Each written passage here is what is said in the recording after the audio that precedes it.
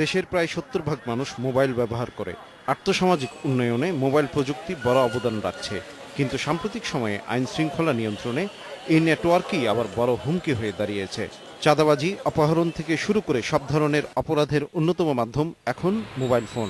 অন্যদিকে ঠিকমতো সিম রেজিস্ট্রেশন না হওয়ায় অপরাধীদের ধরা যাচ্ছে না। এই সমস্ত ফোনের শুধু একতরফা আউটগোয়িং কল থাকে এবং বোঝাই যায় যে এই ফোনগুলো এই কাজে নেওয়া হয়েছে এবং এই কাজে ব্যবহার করা হচ্ছে।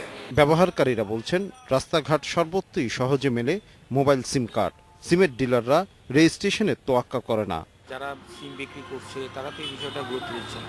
বেশি করে সিম হয়তো সেল করতে পারছে, হ্যাঁ, রেজিস্ট্রেশন না করার কারণে।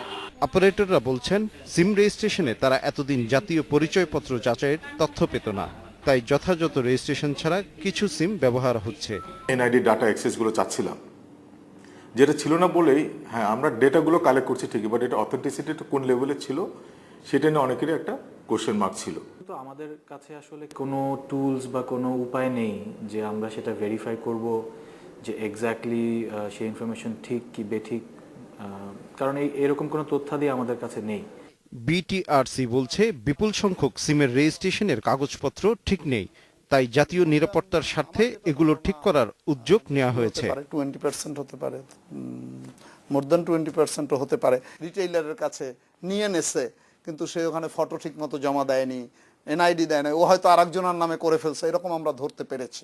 এই জিনিসগুলোকে কারেকশন করা খুবই আবশ্যক, তাই তাদেরকে বলা হচ্ছে যে you do.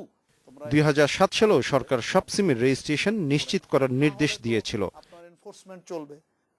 Shahid Siddiqui, independent news, Dhaka.